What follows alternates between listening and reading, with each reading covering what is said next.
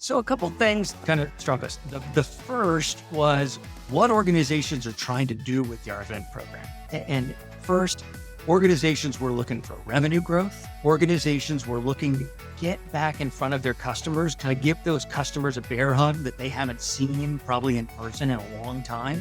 And they were looking to accelerate digital transformation. And one of the things that was interesting about this is the people that responded said, our event programs are helping us do this. Great events create great brands. And it takes a village to put on an event that engages, excites, and connects audiences to your brand. And we're that village. I'm Alyssa. I'm Paulina. And I'm Rachel.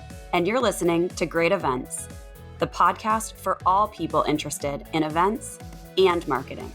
Hello, everyone. What has been going on in this wide world of events? My name is Alyssa, and welcome to this week's episode of the podcast.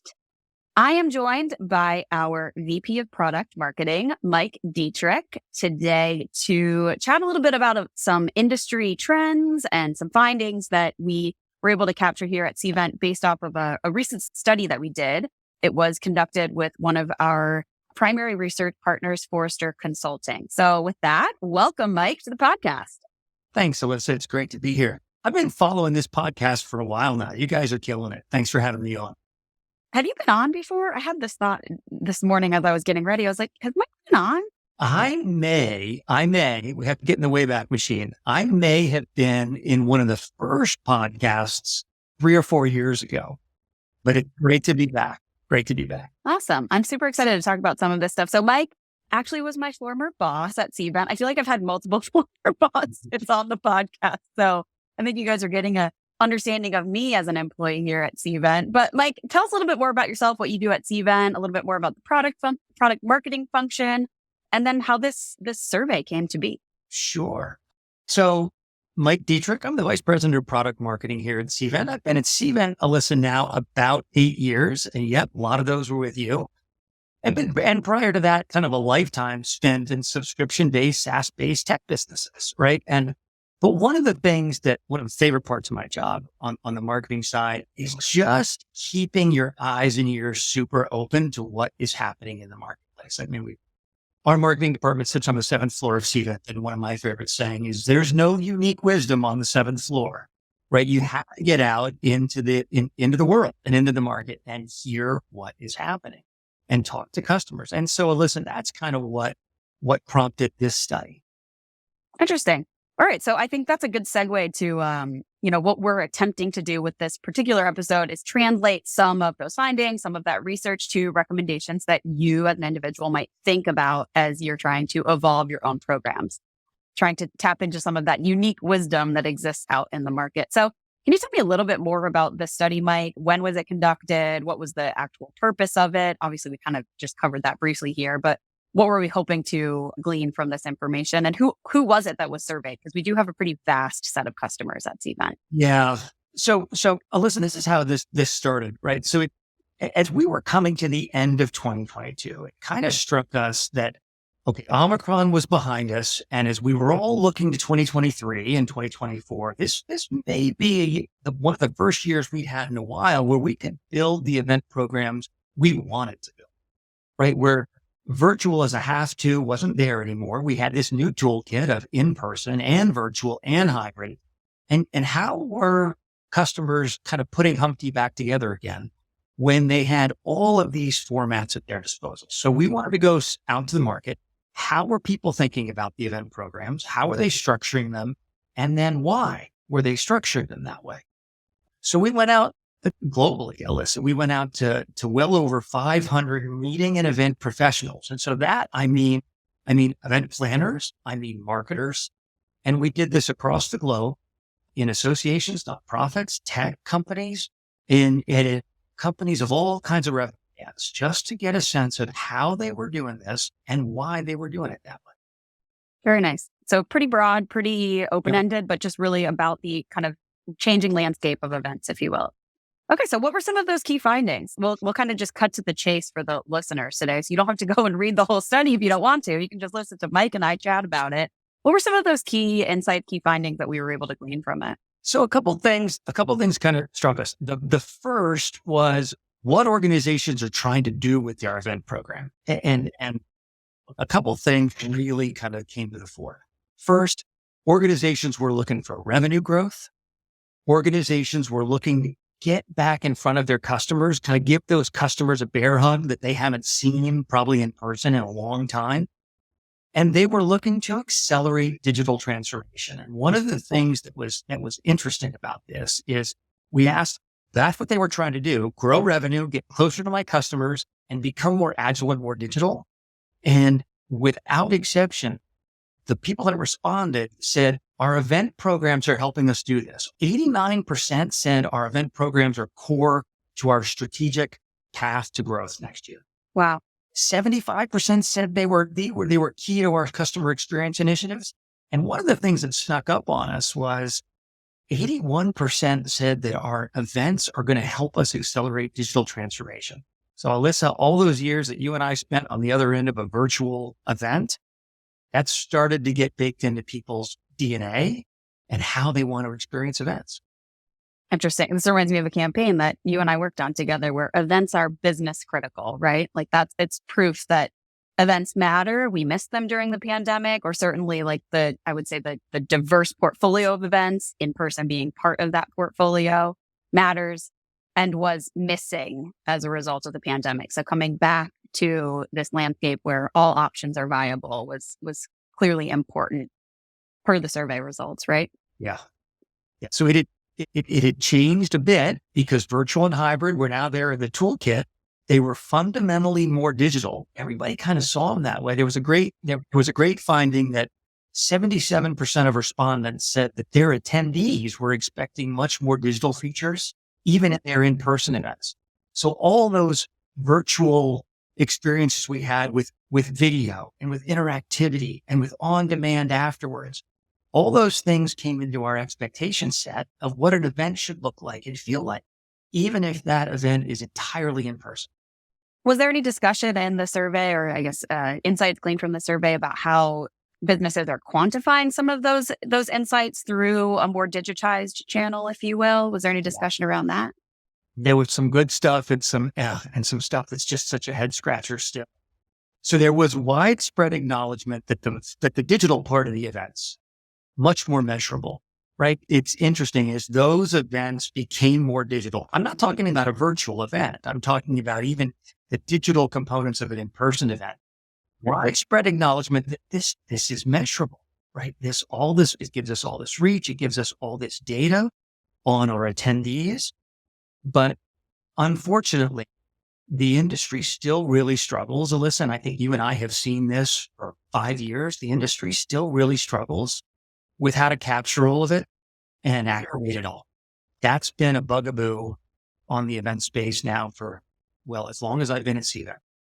I know that where I sit and the function of the organization at Cvent has a lot to do with the enterprise space and different teams that are coming together. Was there any discussion around team structure, organization, digital teams becoming a little bit more interested or curious about what's going on and what has historically been a more analog channel, right? The events, just to help with that quantification at all? Yeah. The survey certainly pointed out that events were much more of a team sport now. Actually, one of the questions that was asked is who is now more involved now than they used to be? And what we saw a couple of key functions that came to the fore of that. The first was sales. This is a great channel for me to get back in front of my customers and prospects in a deeply engaging way.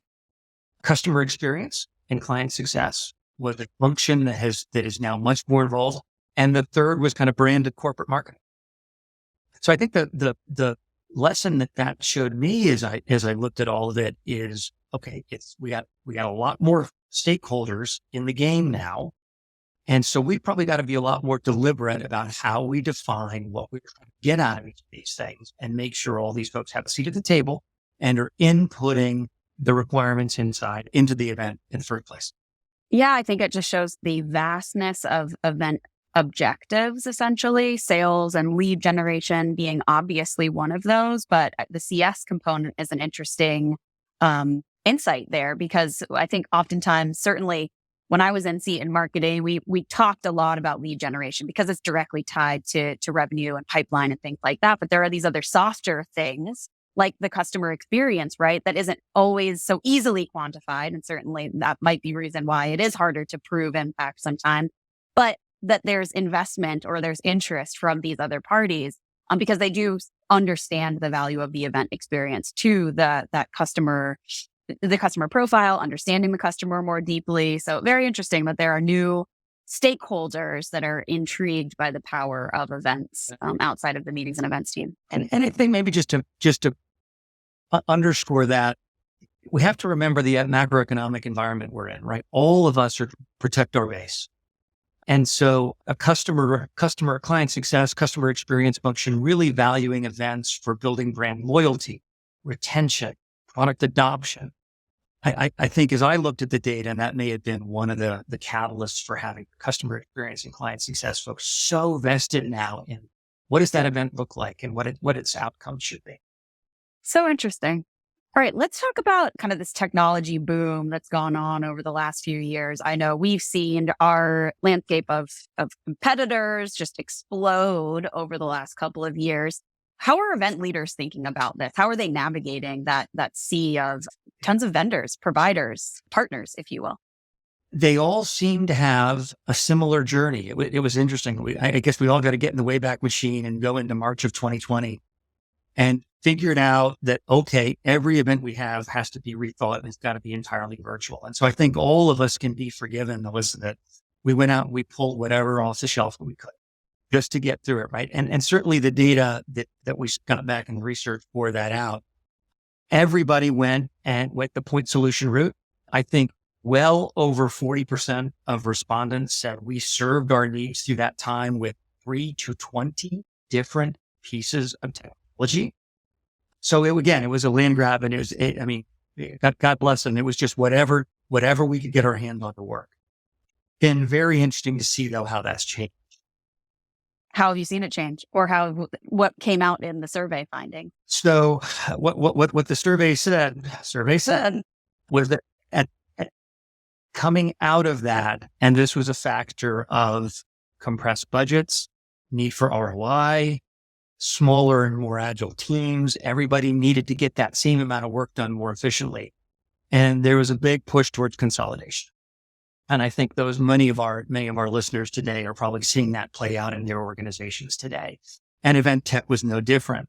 So there is a broad shift in the market to, we got to take all this stuff and put it into one place for efficiency reason, an engagement reason, and an ROI reason.